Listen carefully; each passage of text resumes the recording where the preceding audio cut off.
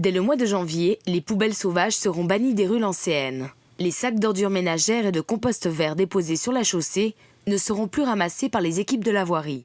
Depuis des années, nous collectons plusieurs milliers de sacs chaque semaine.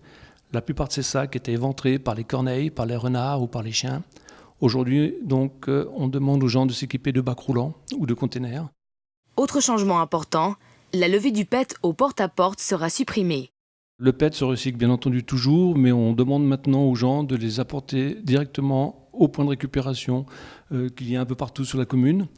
Il faut savoir que jusqu'à présent, on avait 2 camions voirie qui tournaient devant chaque immeuble, chaque habitation pour quelques centaines de kilos de PET.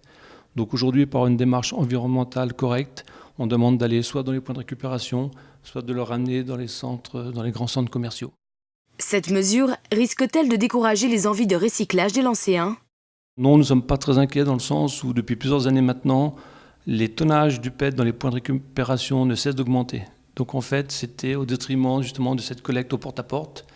On était d'ailleurs la dernière commune à effectuer cette tournée en porte-à-porte. Donc aujourd'hui, les gens ont pris l'habitude d'aller dans les points de récupération. Donc on fait appel à leur bon sens et à leurs gestes citoyens. Dans une optique de développement durable, le canton de Genève s'est fixé comme objectif d'atteindre un taux de récupération des déchets de 50%, alors que la menace de la taxe au sac pèse plus que jamais sur le canton.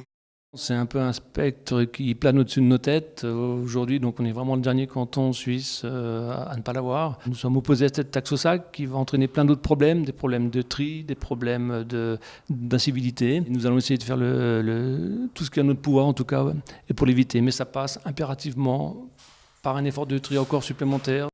Des efforts restent donc à fournir en matière de tri. Quoi qu'il en soit, c'est bien équipé que les Lancéens débuteront cette année, espérons-le, placés sous le signe du recyclage.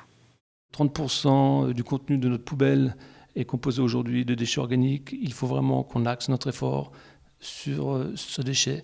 Donc aujourd'hui, c'est vraiment vers cet axe qu'on va travailler et qu'on va essayer de trouver des solutions les plus efficientes.